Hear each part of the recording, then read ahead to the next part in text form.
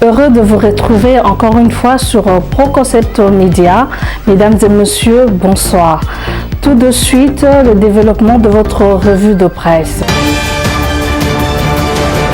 EPST, la paye des NP et NU, une priorité pour le gouvernement. Congosynthèse.com titre que la situation de la paye des enseignants non payés et des nouvelles unités était au centre d'une réunion ce jeudi entre le vice-premier ministre du budget, Jean Baudouin Mayo, les ministres de l'EPST, Willy Bakonga, la présidence de la République et les experts de ces deux ministères.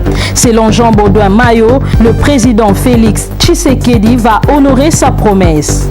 Les nouvelles unités doivent savoir que les gouvernements s'occupent d'elles, elles ne sont pas jetées dans les oubliettes. Il s'agit tout simplement des difficultés financières que rencontre l'État. Mais la volonté du chef est inébranlable, a souligné le ministre du Budget. Dispositif sécuritaire renforcé devant l'ambassade du Rwanda.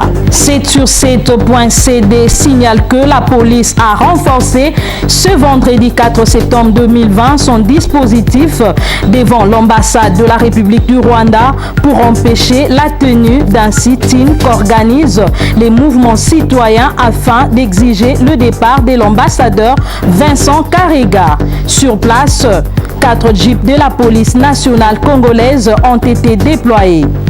Des activistes des mouvements citoyens, notamment La Loucha et Filimbi, réclament le départ des Karega, accusés des négationnistes pour avoir nié la responsabilité du Rwanda dans le massacre des Mwenga au sud Kivu. Ituri, psychose à Bunia après irruption d'un groupe de miliciens Codeco. ProConcept Media note qu'un groupe de miliciens Codeco, coopérative pour le développement du Congo, en provenance du groupement Bedlou Ezekere dans le secteur de Walendu Tachi, a fait irruption tous les matins ce vendredi 4 septembre 2020 dans la ville de Bunia. Selon des sources sécuritaires, nombreux parmi ces miliciens se sont dirigés au bureau du secteur opérationnel des forces armées de la République démocratique du Congo, FARDC, situé au groupement Tchéré vers la périphérie sud-ouest de Bunia. Ces miliciens qui ont signé l'acte d'engagement unilatéral de cessation des hostilités seraient en train de réclamer leur prise en charge. 2 ans après son échec aux élections présidentielles, Shadari retrouve la ville de Kindu. Selon interview.cd, le secrétaire permanent du Parti du Peuple pour la Reconstruction et la Démocratie PPRD, Ramazani Shadari Emmanuel, vient d'embarquer pour Kindu ce vendredi 4 septembre 2020 avec une forte délégation de l'ancien parti présidentiel via l'aéroport d'Njili. L'homme des coups sur coups va effectuer une mission de redynamisation du PPRD qui souhaite récupérer le pouvoir en 2023 dans la province du Maniema dont il est natif. Emmanuel Shadari, candidat du Front commun pour le Congo FCC en sigle, va revoir sa province pour la première fois 2 ans après les élections de 2018. Condamné à mort par contumace dans l'affaire Chebea, Major Ngoï arrêté à Lubumbashi. Selon diaspora-rdc.com, il est impliqué dans l'assassinat des défenseurs des droits de l'homme Floribert Chebea et Fidel Bazana. Le major Christian Ngoï a été arrêté ce jeudi à Lubumbashi dans la province du Haut-Katanga avant d'être transféré à Kinshasa. Les circonstances de son arrestation ne sont pas encore connues. Le directeur exécutif de l'ONG des Voix des Sans-Voix, VSV, Rostin Manketa, a déclaré que l'arrestation du major Christian Ngoï Kenga est un signal fort dans la lutte contre l'impunité et le régime des intouchables en République démocratique du Congo. Martin Fayoulou au fond pour le respect de la Constitution.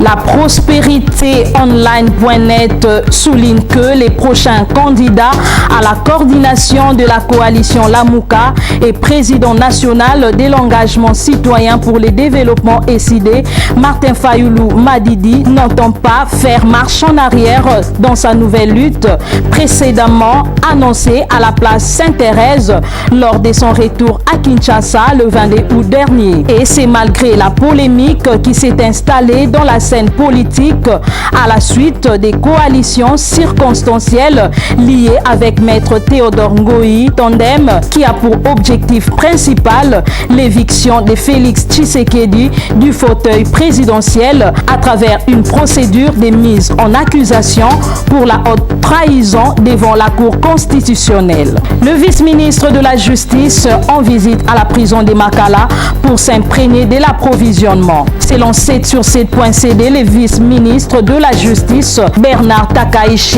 Ngumbi, s'est rendu à la prison centrale de Makala le 3 septembre 2020 pour s'imprégner de l'approvisionnement en produits de première nécessité pour ces centres de rééducation.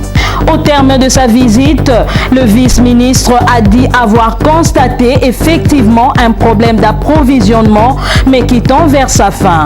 Bernard Ngumbi a assuré qu'un rapport sera fait au Premier ministre, qui est le chef du gouvernement, afin qu'une solution rapide soit trouvée. Moïse Katumbi bientôt en séjour d'un mois à Kinshasa. Dès que nous avons l'agrément du parti politique Ensemble pour la République, nous allons procéder aux réadhésions et nous allons poursuivre les safaris tels que promis, assure Francis Kalombo, porte-parole adjoint de Moïse Katumbi dans la tournée safari commencée à Goma devant les conduire jusqu'à Kinshasa a été interrompue faute d'autorisation des survols et d'atterrissage de son avion.